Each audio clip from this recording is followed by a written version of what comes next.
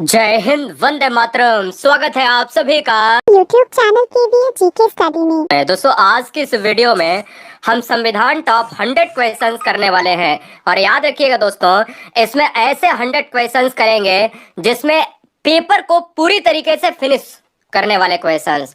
तो आज का संविधान आपके नाम और आपके एग्जाम के नाम आप सभी का स्वागत है, हार्दिक अभिनंदन है। पहले क्वेश्चन में पहला क्वेश्चन 4 ऑप्शन के साथ कहता है कि किस भाग को संविधान की आत्मा कहा जाता है। तो देखिएगा, जब भी हम संविधान की आत्मा की बात करते हैं तो मुझे पता होना चाहिए कि हमें प्रस्तावना को लॉक करना है। प्रस्तावना यानी प्रियम्बल। दोस्तों क्या है प्रियम्बल, आपको याद रखना है।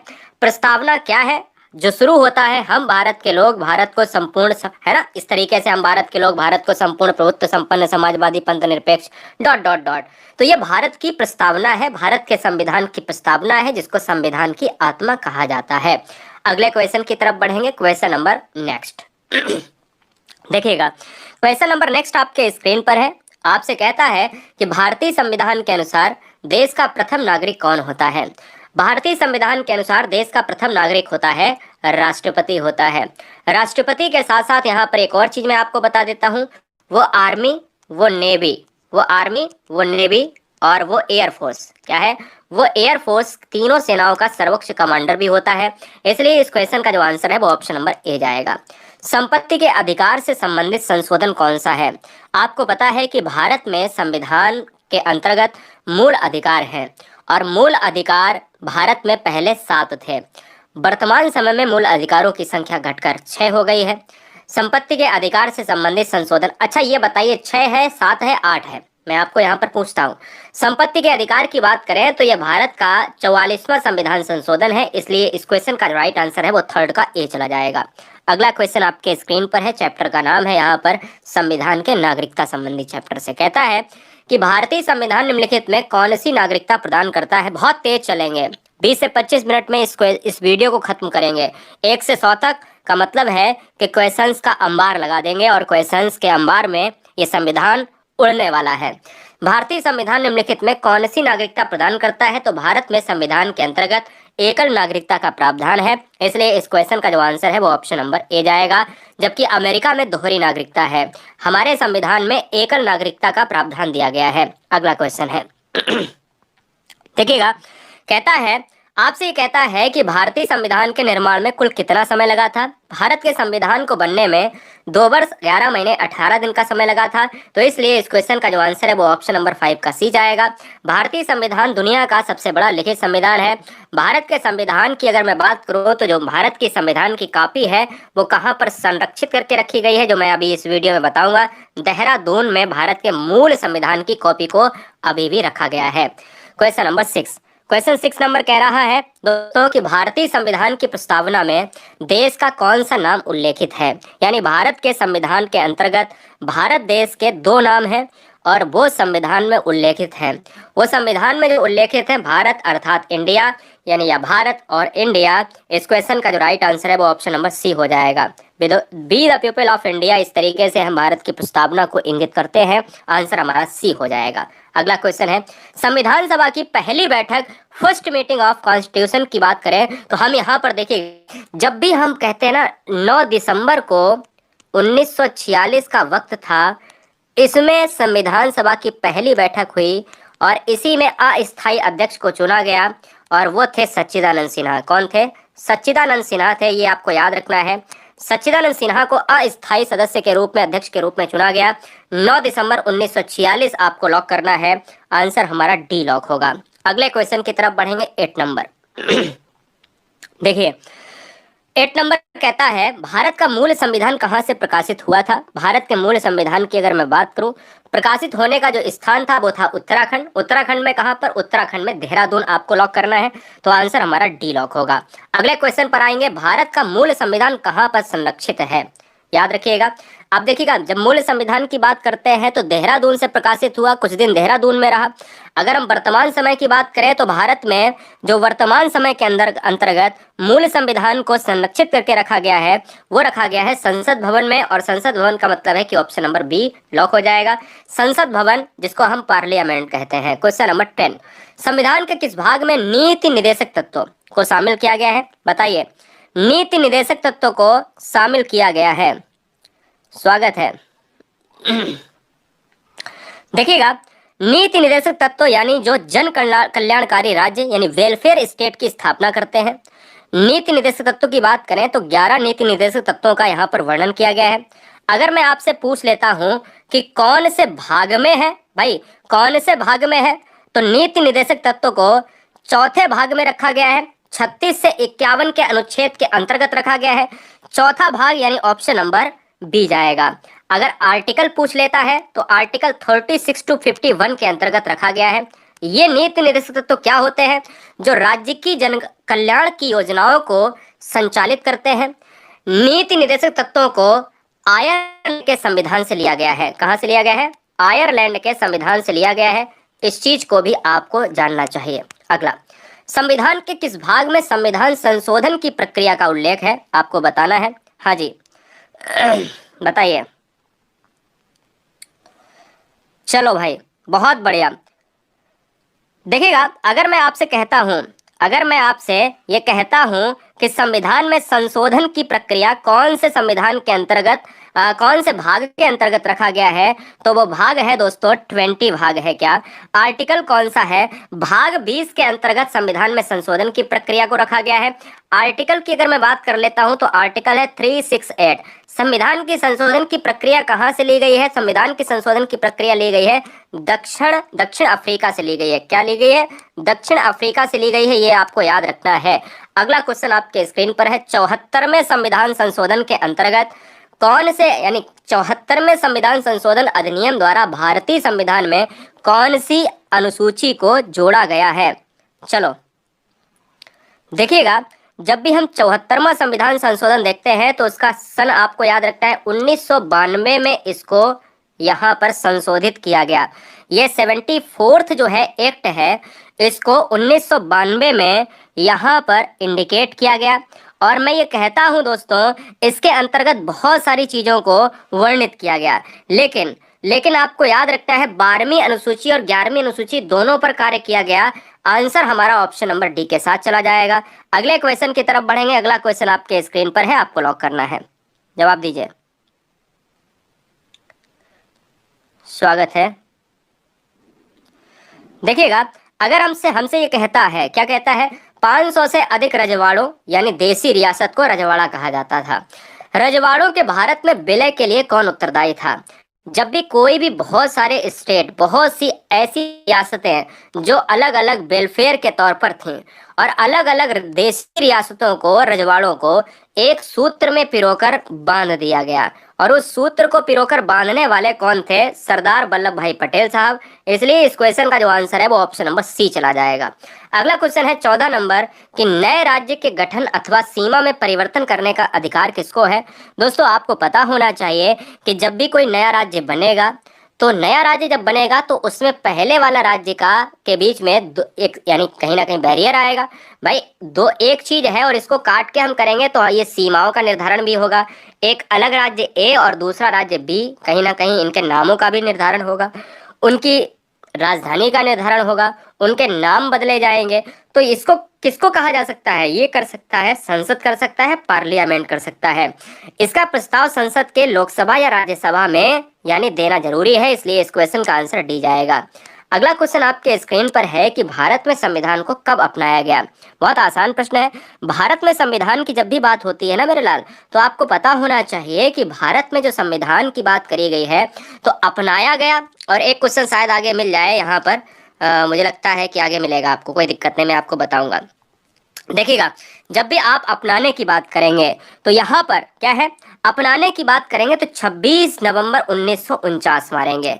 हम भारतीय संविधान में जब पढ़ते हैं तभी हम कहते हैं 26 नवंबर क्या है? 26 नवंबर दोस्तों होती है न्याय की तारीख, यानी 26 नवंबर को संविधान दिवस मनाते हैं। संविधान दिवस 26 नवंबर को क्यों मनाते हैं?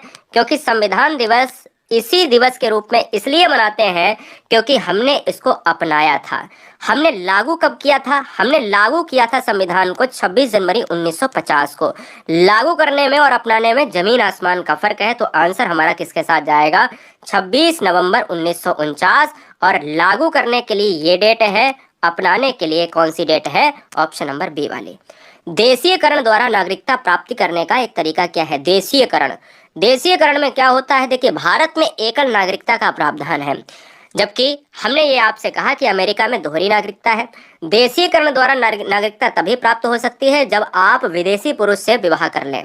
जब आप विदेशी पुरुष से विवाह कर लें, तो इसलिए इस क्वेश्चन का जो आंसर है वो ऑप्शन नंबर सी होगा। अगला क्वेश्चन है 17 नंबर, आपके स्क्रीन पर, आपको लॉक करना है। देखिएगा, क्वेश्चन आपसे क्या कह रहा है? क्वेश्चन आपसे कुछ ज्यादा खास नहीं है। कहता है कि मौलिक अधिकारों के निलंबन का आदेश कौन दे सकता है? मौलिक अधिकार का मतलब होता है कि भारत में कुछ नागरिकों को बहुत सारे मौलिक अधिकार प्राप्त हैं। भारतीय संविधान में संपत्ति के अधिकार को हटा के उसको कानूनी अधिकार बना दिया गया। और मैंने आपको बोला कि मौलिक अधिकार का निलंबन कौन कर सकता है? तो मौलिक अधिकार का जो निलंबन है वो राष्ट्रपति कर सकता है। इसलिए इस क्वेश्चन का जो आंसर है वो डी ऑप्शन सही हो जाएगा। अगला क्वेश्चन है 18 नंबर। देखिए, हमने आपसे कहा कि नागरिकता, नागरिकता के बारे में बहुत से स्टेटमेंट दिए। नागरिकता से 2 से 3 क्वेश्चन बनेंगे, एग्जाम में आएगा, ठीक है ना। कहता है कि नागरिकता का जो प्रावधान है, भाई नागरिकता का प्रावधान है वो कौन से जो है अनुच्छेद के अंतर्गत आता है? 2 चीजें आपको याद रखनी है कि एक तो भाग याद रखना है। तो भाग दोस्तों सेकंड, यानी जो भाग है वो सेकंड नंबर यानी दूसरे भाग में नागरिकता को रखा जाता है। दूसरी चीज आर्टिकल की अगर मैं बात करूं तो आर्टिकल जो है आपका आता है 5 से 11 के अंतर्गत आता है। 5 से 11 के अंतर्गत अनुच्छेद के अंतर्गत रखा जाता है। और भाग दोस्तों ये है, इसलिए इस क्वेश्चन का जो आंसर है वो ऑप्शन नंबर बी हो जाएगा। क्लियर है? याद रखेंगे ना दोस्तों। अगले क्वेश्चन की तरफ बढ़ेंगे, क्वेश्चन नंबर 19। भारतीय संविधान द्वारा भारतीय नागरिकों को कुल कितने मौलिक अधिकार प्राप्त कराए गए थे? अब क्वेश्चन को अगर आपने ध्यान से नहीं पढ़ा, ठीक है, तो क्वेश्चन में आप यानी यहाँ पर मात खा जाने वाले हैं, खा जाने वाली हैं। क्वेश्चन में ध्यान से पढ़ने की आवश्यकता है। क्वेश्चन फिर से यहाँ पर 2 बनेंगे। एक तो क्वेश्चन ये बनेगा, क्या बनेगा? एक तो क्वेश्चन ये बनेगा कि भारतीय संविधान में कुल कितने थे, जबकि यहाँ पर थे पूछा गया तो 7 मौलिक अधिकार थे, ठीक है ना।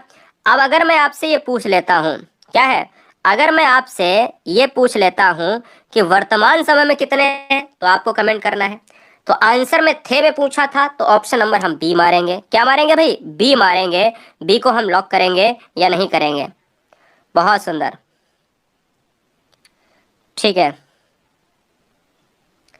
हाँ, वर्तमान समय में बेटा 6 है और कितने थे तो हम 7 मारेंगे। अगला क्वेश्चन आपके स्क्रीन पर है 20 नंबर।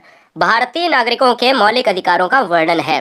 जब भी आप 36 से 51 की बात करते हो तो दोस्तों 36 से 51 आर्टिकल में नीति निर्देशक तत्वों का वर्णन है।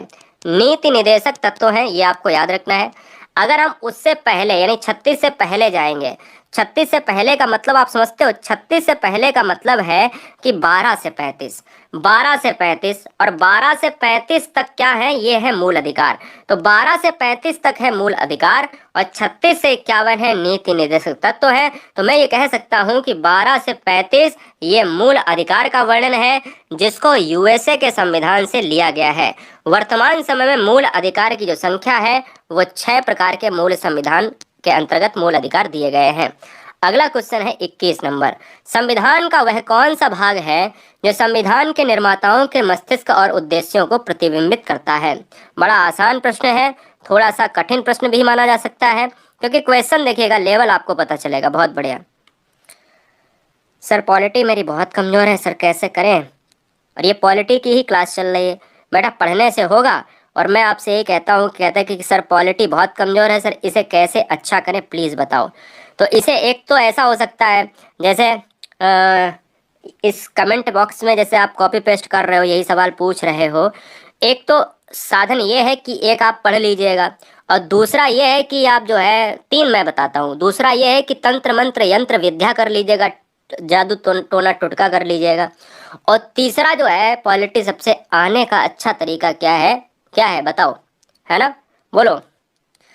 हाँ, इस वीडियो में ये पूछ सकते हो कि सर पॉलिटी कैसे कवर करें या पढ़ाई कैसे कवर करें, यूट्यूब पर सर्च करें। आंसर क्या होगा? 21 नंबर। 21 नंबर का जो आंसर होगा वो जाएगा किसके साथ?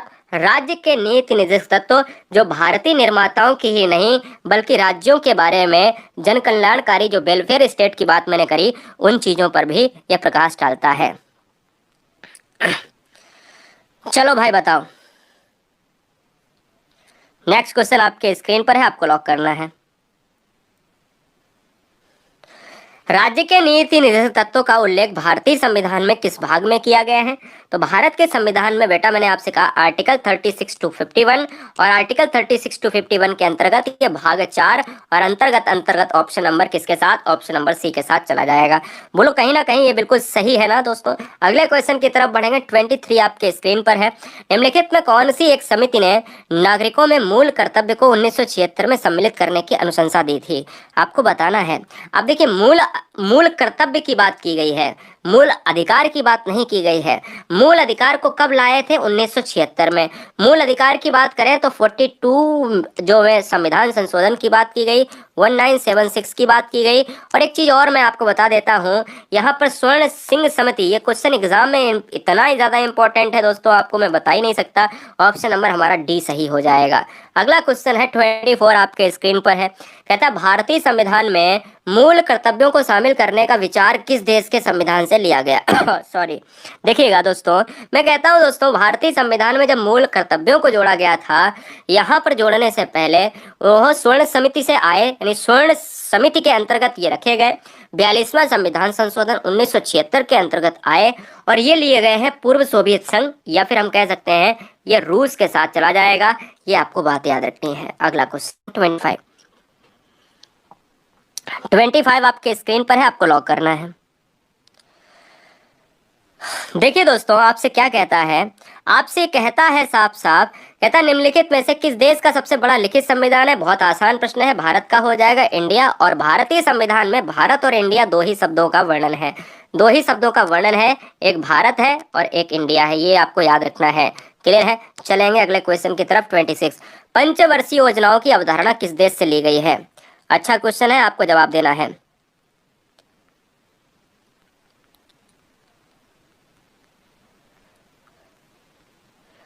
चलो भाई बताओ। देखिए, पंचवर्षीय योजना की अवधारणा पूर्व सोवियत संघ के संविधान से ली गई है, तो इसलिए इस क्वेश्चन का भी right answer option number first के साथ जाएगा। और याद रखिएगा 1947 की बात करें, 1947 से अब तक के जितने भी पंचवर्षीय योजनाएं हैं वो आप सभी को पता होनी चाहिए कि उसमें क्या क्या हुआ है। 27 आपके स्क्रीन के अंतर्गत है कि संघ की कार्यपालिका शक्ति निहित होती है। बताइए, लॉक किया जाए, जवाब दिया जाए।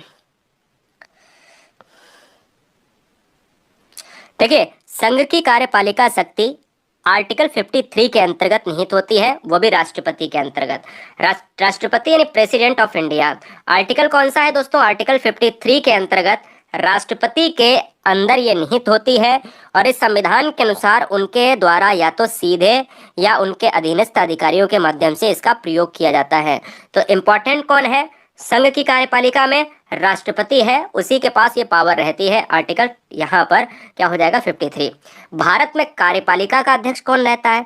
जब ये क्वेश्चन की बात करें, यानी भारत में हाँ कार्यपालिका का अध्यक्ष या कार्यपालिका का प्रमुख कौन होता है? देखिए, जब कार्यपालिका की बात करें तो भारत में कार्यपालिका के अंतर्गत वास्तविक जो अध्यक्ष होता है वो प्रधानमंत्री होता है। देखिए, जब क्वेश्चन में दो तरीके से आए, देखो भारत में न्यायपालिका का प्रमुख कौन होता है? तो भारत में न्यायपालिका का प्रमुख होता है सर्वोच्च न्यायालय। जब क्वेश्चन में ये पूछा जाए कि भारत में कार्यपालिका का प्रमुख कौन होता है, तो भारत में कार्यपालिका का जो प्रमुख होता है वो होता है राष्ट्रपति ही होता है। मेरी बात ध्यान से सुनिएगा, लेकिन वास्तविक रूप से वो प्रधानमंत्री होता है। अब बात आती है कि इस क्वेश्चन में आंसर क्या होगा, तो इस क्वेश्चन में आंसर राष्ट्रपति ही होगा, क्योंकि वास्तविक रूप तो दिया ही नहीं गया है। क्वेश्चन दो तरीके से मैं कहता हूं समझो। भारत में कार्यपालिका का अध्यक्ष राष्ट्रपति, भारत में संघ की कार्यपालिका शक्ति अगर निहित होती है तो राष्ट्रपति है, तो कार्यपालिका ही। लेकिन अगर क्वेश्चन में ये पूछ दिया जाए कि वास्तविक जो है अध्यक्ष कौन, तब आप प्रधानमंत्री मारेंगे। 29 संपूर्ण संविधान को कब लागू किया गया? संपूर्ण संविधान की बात करें, देखिए जब भारत में संविधान को अपनाया गया, अपनाने की जो तिथि थी वो थी हमारी कौन सी? अपनाने की जो तिथि थी वो 26 नवंबर 1949। जब लागू करने की जो तिथि थी, तो लागू करने की मैंने आपको ऑलरेडी बताया कि लागू करने की तिथि थी 26 जनवरी 1950, तो आंसर बी हो जाएगा। भारत संविधान के किस अनुच्छेद में निर्वाचन आयोग का वर्णन है? बताइए, जवाब दीजिएगा कि निर्वाचन आयोग का अनुच्छेद क्या है, ये आपको बताना है। दोस्तों मैं ये कह सकता हूं कि जब निर्वाचन आयोग की बात करते हैं तो आर्टिकल 324 हो जाएगा। 324 ऐसे याद रख लो। अच्छा एक चीज मैं आपसे पूछता हूँ, 124 में क्या है? हाँ 124 बताइए सर्च करके, और 123 बताइए। ये एग्जाम में सबसे ज्यादा आते हैं, 324, 123, 124। आंसर हमारा किसके साथ जाएगा? ऑप्शन नंबर बी के साथ चला जाएगा। एक चीज और मैं बता देता हूँ, 368 जाता है संविधान के संविधान संशोधन से, जो प्रक्रिया हमने साउथ अफ्रीका से ली है। संविधान की उद्देशिका या प्रस्तावना का संशोधन कितनी बार किया गया? हमारे भारतीय संविधान की कुंजी, हमारे भारतीय संविधान की आत्मा कहा जाता है प्रस्तावना को। हमारे संविधान की प्रस्तावना यानी प्रियम्बल में संशोधन जो हुआ है वो केवल अभी एक बार हुआ है, इसलिए 31 का जो आंसर है वो सी हमारा लॉक हो जाएगा। वही जो कहते हैं कि हम भारत के लोग भारत को संपूर्ण प्रभुत्व संपन्न समाजवादी पंथ निरपेक्ष लोकतंत्रात्मक गणराज्य dot dot dot dot dot, ये हम इस तरीके से प्रियम्बल कहते हैं। मैंने आपको ऑलरेडी बताया पहले क्वेश्चन में। राज्यसभा के सभापति की अनुपस्थिति में राज्यसभा का कार्य संचालन कौन करता है? अब आपको पता है कि राज्यसभा का पदेन सभापति कौन होता है? आप बताइए ना। राज्यसभा के पदेन सभापति होता है आपका उपराष्ट्रपति, और जब उपराष्ट्रपति होता है तो उपराष्ट्रपति ऑप्शन में तो है नहीं। अब राज्यसभा के सभापति की बात करेंगे तो हम राष्ट्रपति तो है नहीं। अब देखेंगे उपाध्यक्ष कौन होगा या उपसभापति कौन होगा। अब लोकसभा की तो बात कर नहीं सकते, क्योंकि लोकसभा में अगर अध्यक्ष नहीं है तो उपाध्यक्ष आ जाएगा, लेकिन राज्यसभा के सभापति नहीं है तो उपसभापति आ जाएगा कि नहीं आ जाएगा? बिल्कुल आ जाएगा। तो इसलिए इस क्वेश्चन का आंसर सी होगा। राज्यसभा की अगर मैं बात कर लेता हूं तो राज्यसभा एक अपर सदन है यानी उच्च सदन है, और ये दोस्तों विद्वानों का सदन भी कहा जाता है। इसको विद्वानों का सदन भी कहा जाता है, इसलिए इस चीज को भी कहीं ना कहीं आपको जानना चाहिए। 33, 36, 33, 34, 35, 36 देखिएगा। निम्नलिखित में कौन सा मौलिक अधिकार नहीं है? मौलिक अधिकार की मैंने आपको बताया कि 7 मौलिक अधिकार को दिया गया था।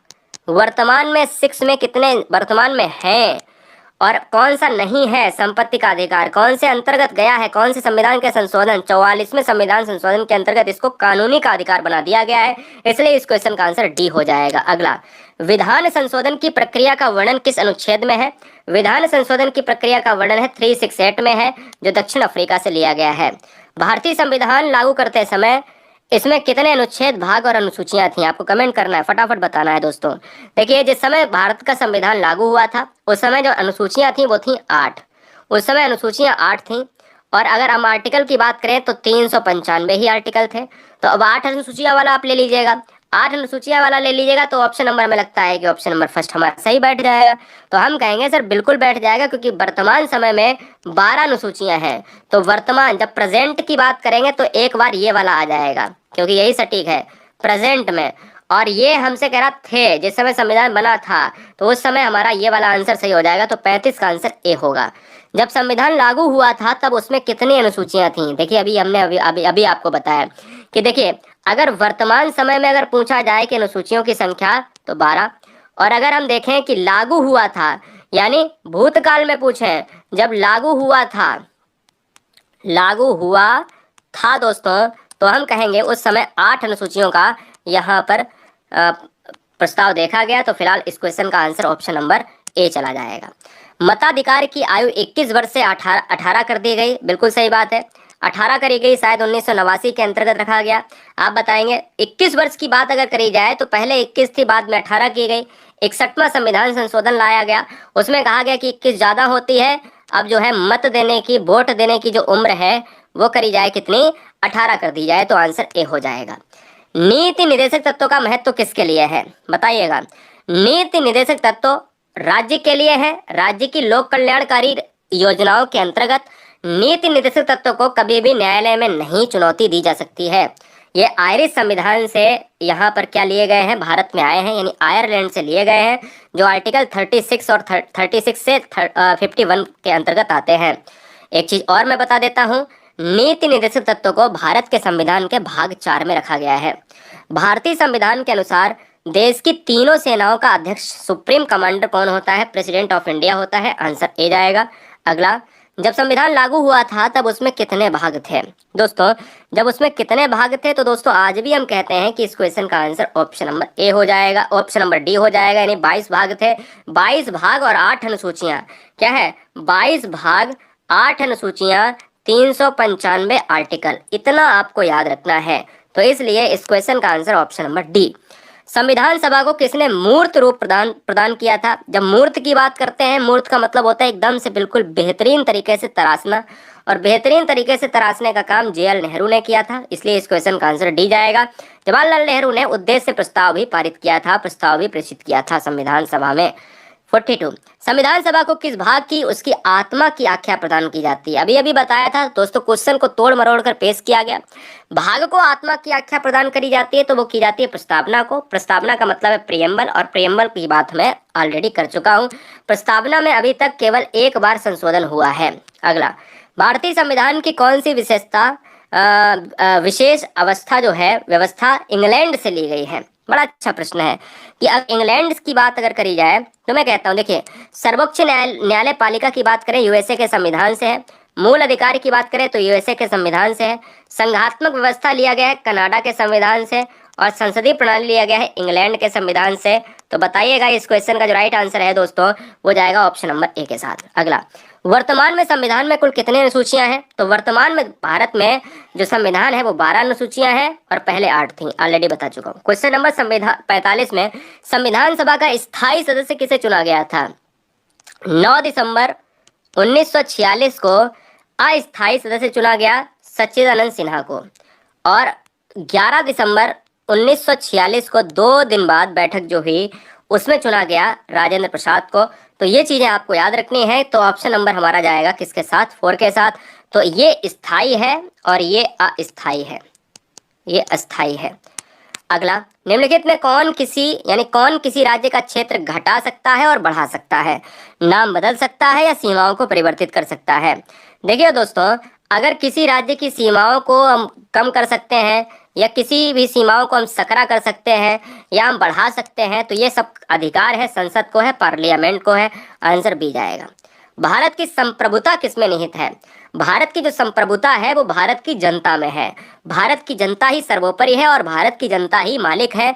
भारतीय गणतंत्र है। भारत क्या है? एक गणतंत्र है। गणतंत्र का मतलब होता है जो ऐसा देश जहां पर राजा के हाथ में सत्ता ना होकर उसकी जनता ही सर्वोपरि है। अगला, संविधान सभा का स्थायी अध्यक्ष मैंने आपको बताया कि स्थायी के अंतर्गत आप क्या रखेंगे? स्थायी के अंतर्गत आप रखेंगे राजेंद्र प्रसाद को, और अस्थायी के अंतर्गत आपको क्या रखना पड़ेगा? अस्थायी के अंतर्गत आपको रखना पड़ेगा सच्चिदानंद सिन्हा को। आंध्र प्रदेश एक भाषाई राज्य है, वो कौन से सन में गठित हुआ था? 1953 में आंध्र प्रदेश को सबसे पहला भाषा के आधार पर गठित होने वाला ये पहला राज्य था। ये भाषा के आधार पर पहला राज्य गठित होने वाला था, 1953 में गठित हुआ था। इसके बाद दोस्तों अगर देखा जाए तो 2014 का एक ऐसा समय आया जो आंध्र प्रदेश से अलग होकर एक अलग राज्य बन गया, तेलंगाना बन गया। ये भी आपको याद रखना है, ठीक है ना। 2 जून और 2014 को ये अलग हुआ था। 1953 इस क्वेश्चन का आंसर होगा। अगला, किस अनुच्छेद के तहत संसद को नागरिकता के संबंध में कानून बनाने का अधिकार प्रदान किया गया है? नागरिकता की मैं ऑलरेडी बात कर चुका हूँ। भारतीय संविधान में आर्टिकल 5 से 11 के अंतर्गत, 5 से 11 के अंतर्गत नागरिकता का प्रावधान है। लेकिन अब बात आ गई है कि कानून कौन से आर्टिकल के अंतर्गत बनाएगा? तो वो कानून जो बनेगा वो बनेगा आर्टिकल 11 बनेगा। तो इसलिए इस क्वेश्चन का आंसर डी होगा। अगला, मौलिक अधिकारों का निलंबन मैं ऑलरेडी बता चुका हूँ, शायद ये क्वेश्चन रिपीट हो गया। राष्ट्रपति करेगा, यानी कौन निलंबित कर सकता है? राष्ट्रपति। और भारत में मूल अधिकार की संख्या वर्तमान समय में 6 है।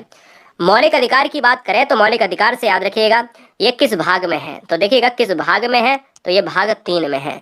कहाँ से लिए गए हैं? कहाँ से लिए गए हैं दोस्तों? तो मैंने कहा यूएसए के संविधान से लिए गए हैं। कितने आर्टिकल के अंतर्गत है? आर्टिकल आपको पता होना चाहिए। तो आर्टिकल आपको पता होना चाहिए 12 से 35 के अंतर्गत है। इतनी जानकारी तो आपको मूल अधिकार के बारे में होनी चाहिए, और आंसर हमारा बी हो जाएगा। अच्छा, कितने हैं ये भी तो छूट गया, यानी कितने हैं? तो यहाँ पर आपको 6 याद रखते हैं। अगला, भारतीय संविधान के किस अनुच्छेद में राज्य के नीति निर्देशक तत्वों का वर्णन किया गया है? तो ऑलरेडी देखिए बता मैं पूरा चुका हूँ हर जगह, लेकिन अब क्वेश्चन आ रहे हैं। अब देखिए मैंने कहा था नीति निर्देशक तत्वों को कौन से भाग में रखा गया, तो उसमें हमने वहां पर बताया भी कि 36 से 51 के अंतर्गत।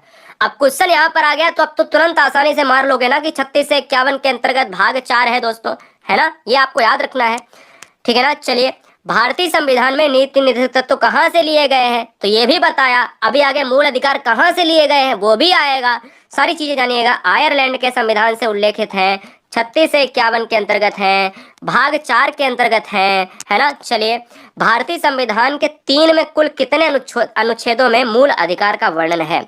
अब देखिएगा, 3 के अंतर्गत मूल अधिकार का वर्णन है तो मैं आपको बता देता हूं कुल टोटल कितने हैं, ये आपसे पूछ रहा है। अब क्वेश्चन तो भैया थोड़ा सा चेंज है, आपको बताना पड़ेगा, हाँ बिल्कुल बताना पड़ेगा। ट्राई मारो क्या हो सकता है। Right to equality, right to freedom, right to against exploitation, right to freedom of religion, है ना, जहां पर धर्म की स्वतंत्रता की बात की गई है। बताइए। चलो बहुत बढ़िया।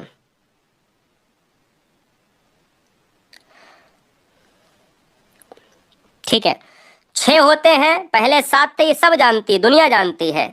लेकिन वर्तमान समय में अगर देखा जाए, यहां पर आप क्या करेंगे, यहां पर क्या करेंगे, यहां आंसर क्या लॉक होगा, यहां पर 24 मूल अधिकारों का वर्णन जाएगा, यानी 24 के साथ ऑप्शन नंबर 24 के साथ, जो पूरी तरीके से उनको गिना जाएगा, है ना, क्योंकि हर तरीके में 3-3 आ रहा है। धर्म की स्वतंत्रता अलग है, शोषण के विरुद्ध अधिकार अलग है, समता का अधिकार अलग है, जहां पर चीजों में अगर देखिए नौकरी में भी अगर कुछ करना है, शोषण के विरुद्ध बच्चे में अगर कोई आप जो है बच्चों को लगा रहे हो अवैध तरीके से, उनका भी एक मूल अधिकार है। उन टोटल को 24 गिना जाता है। संविधान सभा में प्रारूप समिति के अध्यक्ष कौन थे तो प्रारूप समिति के अध्यक्ष doctor B R Ambedkar, option number 4 चला जाएगा। अगला, भारतीय संविधान के अनुच्छेद 1 में यह घोषणा की गई है कि इंडिया अर्थात भारत क्या है तो इंडिया अर्थात भारत क्या है भैया, राज्यों का संघ है। और भारतीय संविधान के अंतर्गत ये आर्टिकल 1 ही कहता है, जिसके अंतर्गत ये बताया गया है कि राज्य की सीमाओं का वर्णन, राज्य की चीजों का वर्णन, और भारत क्या है तो भारत एक राज्यों का संघ है। भारतीय संविधान का कौन सा अंग समाजवादी व्यवस्था स्थापित करने की प्रेरणा देता है तो पहली बात तो एक क्वेश्चन बन जाता है कि कौन से संविधान संशोधन के अंतर्गत समाजवादी को जोड़ा गया है तो 42वें संविधान संशोधन 1976 के अंतर्गत संविधान में समाजवादी, उपनिरपेक्ष जैसे शब्दों को जोड़ा गया है। राइट ना दोस्तों, और उसे मिनी संविधान कहा जाता है। व्यवस्था स्थापित करने की प्रेरणा कौन देता है तो ये समाजवादी की बात यानी समतावादी, और समतावादी का मतलब है नीति निर्देशक तत्व, क्योंकि ये राज्य के अंतर्गत आएंगे। अगला, भारतीय संविधान के अनुसार संघ की कार्यपालिका शक्तियां किसमें निहित होती हैं। अब ये क्वेश्चन अगर एग्जाम में आ जाता है तो आप क्या करेंगे, तो आपको कुछ करने की आवश्यकता नहीं है। 59 नंबर में आपको राष्ट्रपति लॉक कर देना है, क्योंकि संघ की कार्यपालिका का प्रमुख ही राष्ट्रपति होता है, और जब कार्यपालिका का प्रधान राष्ट्रपति है तो हम राष्ट्रपति को ऑप्शन नंबर बी में हम लॉक कर देंगे। और ये सर्वोच्च और सुप्रीम कमांडर भी होता है, ये भारत का पहला नागरिक भी होता है। अगला क्वेश्चन है 60 नंबर। रात्रि 10 बजे पूरे जीके सेक्शन को रोजाना निःशुल्क प्राप्त करने के लिए सब्सक्राइब कर लें। 10 बजे सभी सब्जेक्ट, चाहे वो साइंस हो, चाहे वो टेक्नोलॉजी हो, चाहे करंट अफेयर हो, पूरे साल का संविधान हो, आधुनिक इतिहास हो, प्राचीन इतिहास हो, भूगोल हो, भारत का भूगोल, विश्व का भूगोल, अर्थव्यवस्था हो, जितने भी चीजें आपकी, कंप्यूटर हो, सब कुछ आपके सारे विषय रात्रि 10 बजे। कौन सा राज्य सबसे अधिक प्रतिनिधि लोकसभा में भेजता है वो भेजता है उत्तर प्रदेश, और 80 लोकसभा सीटों की संख्या के साथ उत्तर प्रदेश अपनी राज्य लोकसभा जो है सीटों को संसद में भेजता है। तो ये आपको याद रखना है, 80 लोकसभा सीटें हैं। संविधान सभा के विचार का औपचारिक रूप से प्रतिपादन किसके द्वारा किया गया था, आपको पता होना चाहिए। तो इसका प्रतिपादन 61 नंबर के अंतर्गत किया गया था एम.एन. रॉय। एम.एन. रॉय, इस क्वेश्चन का आंसर सी के साथ लॉक होगा। अगला, भारतीय संविधान के अंतर्गत संघ और राज्यों के बीच शक्तियों का विभाजन किसकी प्रेरणा पर आधारित है, बताइए दोस्तों। तो संघ की बात अगर करें, राज्यों के बीच संघ की बात करी जाए, शक्तियों की बात की जाए, तो ये सब जो है कनाडा के, देखिए हम कहते हैं ना संघीय व्यवस्था, संघात्मक व्यवस्था कहाँ से लिया गया है, संघात्मक जो व्यवस्था है ये लिया गया है कनाडा के संविधान से, है ना, तो कैनेडियन संविधान से लिया गया है। तो यह आपको याद रखना है। निम्नलिखित में से जनता द्वारा प्रत्यक्ष रूप से निर्वाचित सदन है, जनता के द्वारा प्रत्यक्ष रूप से है लोकसभा, इसलिए लोकसभा को कहा जाता है लोकप्रिय सदन कहा जाता है, लोकप्रिय सदन कहा जाता है, और निम्न सदन भी कहा जाता है। लोकप्रिय सदन, निम्न सदन कहा जाता है इसलिए, और जनता का सदन कहा जाता है। ठीक है ना। चलिए, भारतीय संविधान के किस अनुच्छेद में लोकसभा के गठन के संबंध में प्रावधान दिया गया? Very very most important, Lok Sabha की बात करी जा रही है। लोकसभा का गठन आर्टिकल 81 और 331 के अंतर्गत रखा गया है, तो उपरोक्त दोनों हो जाएगा। अगला क्वेश्चन है, संसद का लोकप्रिय सदन, मैंने ऑलरेडी बताया लोकसभा। संसद का उच्च सदन राज्यसभा। संसद का निम्न सदन लोकसभा। भारतीय संविधान के किस अनुच्छेद में कहा गया है कि संघ के लिए संसद होगी जो राष्ट्रपति और 2 सदनों से मिलकर बनेगी? बिल्कुल सही बात है। संसद की बात करें तो संसद यानी पार्लियामेंट, जो लोकसभा, राज्यसभा और भारत का प्रेसिडेंट, इन तीनों से मिलकर बनता है, जिसको संसद का नाम दिया जाता है। ये कहा गया है कि संघ के लिए एक संसद होगी जो राष्ट्रपति और 2 सदनों से मिलकर बनेगी, और ये दोस्तों होता है 79 के अंतर्गत, article 79 option number B.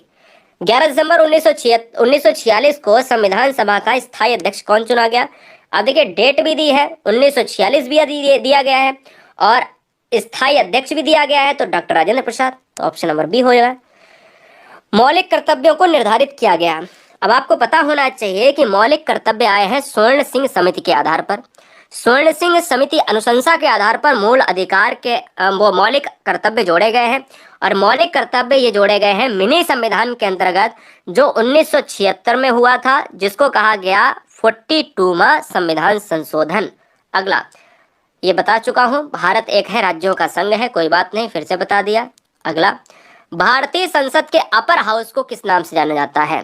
Question घुमा घुमा के आते रहेंगे, सारी चीजें, सारे आर्टिकल, सारी चीजें आज इस वीडियो में खत्म हो जाएंगी। अपर हाउस को कहा जाता है राज्यसभा, जिसको विद्वानों का सदन कहा जाता है। भारतीय संविधान के अंतर्गत संघ और राज्यों के बीच शक्तियों का विभाजन कहाँ से लिया गया है? तो शक्तियां राज्य यानी राज्य और संघ की बात करें, यानी केंद्र सरकार और राज्य सरकार के बीच में शक्तियों का विभाजन लिया गया है कनाडा। ये आपको याद रखना है। निम्नलिखित में कौन सदन का सदस्य हुए बिना उसके अध्यक्ष के रूप में कार्य कर सकता है? Very very most important. देखिए, एक ऐसा व्यक्ति है जो सदन का सदस्य नहीं होता है लेकिन फिर भी अध्यक्ष के रूप में कार्य करता है, वो है भारत का उपराष्ट्रपति, क्योंकि भारत का उपराष्ट्रपति राज्यसभा के पदेन सभापति होता है। राज्यसभा के पदेन सभापति होता है, इसलिए उपराष्ट्रपति वाइस प्रेसिडेंट इस क्वेश्चन का आंसर होगा। भारतीय संविधान में मौलिक अधिकारों का उल्लेख करते हुए निम्नलिखित में किस देश का अनुसरण किया गया है? Very very most important. मूल अधिकार के बारे में कितना यहाँ पर हमने आपको बताया, फंडामेंटल राइट्स जो होते हैं ये अमेरिकी संविधान से जो है यहाँ पर लिए गए हैं, 12 से 35 अनुच्छेद के अंतर्गत लिए गए हैं, और ये भारतीय संविधान के अंतर्गत भाग 3 में रखे गए हैं। राज्यसभा की बैठकों का सभापतित्व कौन करता है? तो राज्यसभा के पदेन जो सभापति होगा वही करेगा। करेगा कि नहीं करेगा? आप कहोगे सर ऐसे कैसे हो सकता है? हाँ ठीक है भाई, बताइए। ठीक है, बैठकों का सभापतित्व कौन करता है? चलो टाइम दे देता हूं, कोई दिक्कत नहीं है। देखिए,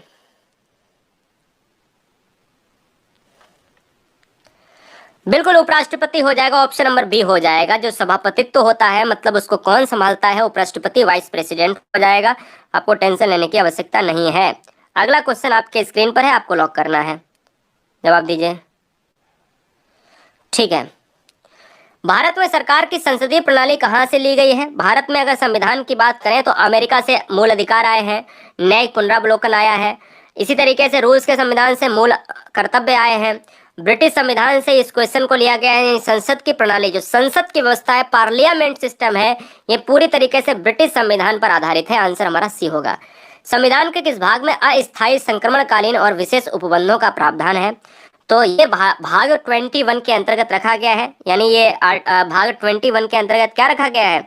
जो भाग 21 है दोस्तों, ध्यान दीजिएगा, भाग 21 यानी ये रोमन संख्या में XXI, आप जानते हो, ये विशेष प्रावधान देता है। ये क्या है? ये विशेष प्रावधान देता है, विशेष अस्थायी परिवर्ती प्रावधान देता है। इसको संविधान के भाग 21 में रखा गया है, ठीक है ना, जहां से नियंत्रक, महालेखा परीक्षक बारे, वहां लोकसभा के आयोग के बारे में उपबंध भी है, न्यायालय और उच्च न्यायालय के अधिकारियों के कृत्य करने के बारे में भी उपबंध है। संविधान के भाग 1 के अंतर्गत किसका वर्णन है? भाग 1 में जो है ना, भारत की पूरी भारत के पूरे ब्यौरा को दिया गया है कि भारत में संघ होगा, उसका राज्य क्षेत्र होगा, क्या है क्या नहीं, क्या सीमाएं हैं। तो आर्टिकल यहाँ पर 1 में जब हम देखते हैं कि भारत को कहा गया है भारत एक राज्यों का संघ है, उसी तरीके से भाग 1 में क्या कहा गया है कि संघ और उसका राज्य क्षेत्र होगा, इसलिए इस क्वेश्चन का आंसर ए हो जाएगा। इसी तरीके से आपको यहाँ पर भाग 1 ये याद रखना है, ये भाग 2 में है दोस्तों, नागरिकता भाग 2 में है, ये दोस्तों भाग 3 में है, और ये दोस्तों भाग 4 में है। ये आपको याद रखना है कि राजनीति तत्व कौन से हैं, मूल अधिकार कहाँ पे हैं, नागरिकता कहाँ पे है, कौन से भाग में है, ये कौन से भाग में है। भारत के संविधान निर्माताओं ने न्यायिक पुनरावलोकन का विचार लिया है, अमेरिका से लिया गया है। न्यायिक पुनरावलोकन शक्ति बहुत इंपॉर्टेंट है एग्जाम के लिए। भारतीय संविधान के अंतर्गत समवर्ती सूची की अवधारणा कहाँ से ली गई है? समवर्ती सूची देखिएगा, जो सूचियां होती हैं, आपने कहा कि राज्य सरकार और केंद्र सरकार के बीच में बंटवारा जो होता है, तो सूचियों की बात अगर करी जाए तो समवर्ती सूची ली गई है ऑस्ट्रेलिया के संविधान से। और यहीं पर मैं आपको बता दूं कि प्रस्तावना की जो भाषा है, प्रस्तावना की जो भाषा है वो भी कहाँ से ली गई है? वो भी ऑस्ट्रेलिया से ली गई है।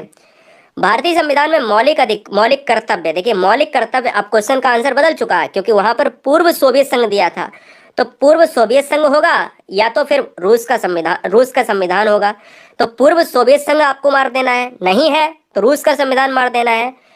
मौलिक अधिकार यूएसए, नहीं है तो अमेरिका, बात एक ही है। अगला, भारतीय संविधान में नीति निर्देशक तत्व तो वही दोस्तों आयरलैंड जो आयरिश होता है। अगला, संविधान के संरक्षक के रूप में सर्वोच्च न्यायालय का अधिकार विश्व के किस संविधान से लिया गया है? सर्वोच्च न्यायालय यानी भारत का माननीय सुप्रीम कोर्ट।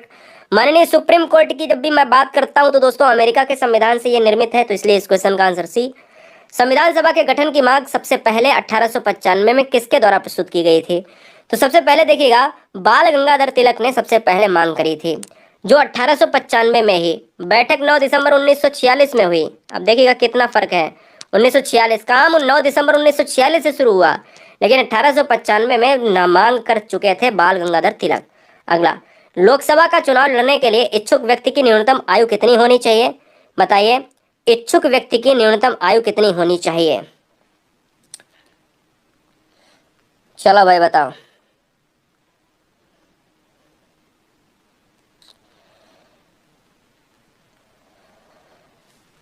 हाँ, न्यूनतम आयु जो होनी चाहिए वो होनी चाहिए 25 होना चाहिए, इसलिए इस क्वेश्चन का जो राइट आंसर है वो ऑप्शन नंबर बी लॉक हो जाएगा। बोलो कोई समस्या, कोई दिक्कत नहीं होनी चाहिए, वही लोकसभा यार जिसको आप निम्न सदन कहते हो, ठीक है ना। हाँ, भारत का नागरिक होना चाहिए उसे, 25 वर्ष आयु उसने पूरी कर ली हो, वो लाभ के पद पर ना हो, दिमाग अस्थिर नहीं होना चाहिए, यानी दिमाग जो है उसका खराब नहीं होना चाहिए। और राज्यसभा की अगर मैं बात कर लेता हूं, यहां पर ध्यान दीजिएगा, राज्यसभा के लिए आपको 30 चाहिए। भारतीय संविधान में उल्लेखित स्वतंत्रता, समानता व बंधुता की संकल्पना किससे प्रेरित है? आपको बताना है, जवाब देना है। बहुत सही,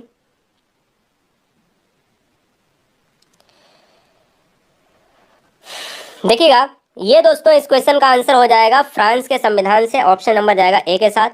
आयरिश से नीति निर्देशक तत्व, अमेरिका से आपका क्या लिया गया है? अमेरिका से लिया गया है, फंडामेंटल राइट्स लिए गए हैं। राज्यसभा को स्थायी सदन कहते हैं क्योंकि राज्यसभा एक अपर सदन है, ये दोस्तों विघटित नहीं किया जा सकता, इसको कोई भी भंग नहीं कर सकता, इसको भंग नहीं कर सकता, किसी के अंदर दम नहीं है, राष्ट्रपति भी नहीं कर सकता, क्योंकि एक स्थायी सदन है और उच्च सदन है। राज्यसभा में प्रतिनिधित्व होता है, राज्यसभा में राज्यों का प्रतिनिधित्व होता है और संघ शासित क्षेत्रों का होता है, इसलिए इस क्वेश्चन का आंसर 2 हो जाएगा, यानी मतलब दोनों हो जाएगा, सी हो जाएगा। भारत का राष्ट्रपति होता है, भारत का जो राष्ट्रपति होता है ये राज्य का संवैधानिक अध्यक्ष होता है। राज्य का मतलब होता है पूरे कंट्री का, तो राज्य का क्या होता है? राज्य का संवैधानिक अध्यक्ष होता है। राज्य का मतलब ये नहीं समझ लेना कि किसी एक राज्य का संवैधानिक अध्यक्ष का मतलब पूरे ऑल कंट्री की बात कर रहे हैं। भारत में कलेक्ट्रेट का पद जो होता है, कलेक्टर का मतलब होता है जिसमें हम डीएम को हम लेते हैं, जिसमें हम डिस्ट्रिक्ट मजिस्ट्रेट को लेते हैं, आईएएस को लेते हैं, तो वो जो है कहाँ से लिया गया है? ये लिया गया है दोस्तों इंग्लैंड की व्यवस्था से लिया गया है। लास्ट के 10 प्रश्न सुपर फास्ट में करेंगे। एक कल्याणकारी राज्य के निर्देश आदर्श वर्णित हैं, कल्याणकारी 36 से 51 के अंतर्गत आएगा और वो होगा नीति निर्देशक तत्व। भारतीय संविधान के अंतर्गत मूल अधिकार का संरक्षक कौन होगा? मूल अधिकार का संरक्षक होगा न्यायपालिका, माननीय सुप्रीम कोर्ट होगा। अगला, मूल अधिकारों पर आवश्यक प्रतिबंध लगाने का अधिकार किसको होगा? वो भी संसद को होगा। अगर आवश्यक प्रतिबंध लगाना है तो संसद ही लगाएगी, भारत की पार्लियामेंट। कितने वर्षों तक लगातार बाहर रहने पर नागरिकता समाप्त हो जाती है? अगर आप बाहर देश में रह रहे हो और आपके पास नागरिकता भारत की है, आप अगर 7 साल नहीं आए तो आपकी नागरिकता खत्म हो जाएगी। तो 7 साल यहाँ पर आपको लॉक करना है। राज्यसभा के सदस्यों को नामित करने का अधिकार निम्नलिखित में किसको है? राज्यसभा को नामित करने का जो अधिकार है दोस्तों 94 नंबर, तो ये जाएगा ऑप्शन नंबर बी के साथ, राष्ट्रपति के साथ। अगला, संविधान सभा का प्रथम अधिवेशन कब प्रारंभ हुआ था? ऑलरेडी बताया हुआ है, 9 दिसंबर 1946 को हुआ था, जिसके अंतर्गत अस्थायी अध्यक्ष सच्चिदानंद सिन्हा को चुना गया। संविधान निर्मात्री सभा में उद्देश्य प्रस्ताव किसने जो है यहाँ पर प्रेषित किया था? तो उद्देश्य प्रस्ताव से बनेंगे 2 क्वेश्चन। क्या है? उद्देश्य प्रस्ताव से बनेंगे 2 क्वेश्चन दोस्तों, कि भैया किसने किया था और कब किया था। तो मैं आपको बता देता हूं, 13 दिसंबर 1946। 13 दिसंबर 1946 को उद्देश्य प्रस्ताव नेहरू ने किया था, जवाहरलाल नेहरू ने। संविधान के किस संशोधन द्वारा मूल कर्तव्य को जोड़ा गया? मूल कर्तव्य को जोड़ा गया, ऑलरेडी आपको बता चुका हूं, ये क्वेश्चन बिल्कुल अलग हो गया है। और 42वें संविधान के अंतर्गत स्वर्ण सिंह समिति आपको लॉक करना है। भारत में उपराष्ट्रपति का निर्वाचन किया जाता है। भारत में उपराष्ट्रपति का निर्वाचन होता है संसद के दोनों सदन यानी लोकसभा और राज्यसभा। केवल 2 ही सदन भाग लेते हैं, लोकसभा और राज्यसभा, तो इसलिए इस क्वेश्चन का आंसर डी जाएगा। और सेकंड लास्ट क्वेश्चन है कि विधि के समक्ष समता लिया गया है। विधि के समक्ष समता, विधि के समक्ष समता, विधि का मतलब होता है न्याय, और विधि के समक्ष समता जो लिया गया है वो इंग्लैंड के संविधान से प्रेरित है। और आज का अंतिम प्रश्न आप सभी के लिए कहता है कि भारत की संघीय व्यवस्थापिका को किस नाम से जाना जाता है? आपको बताना है दोस्तों, आपको लॉक करना है।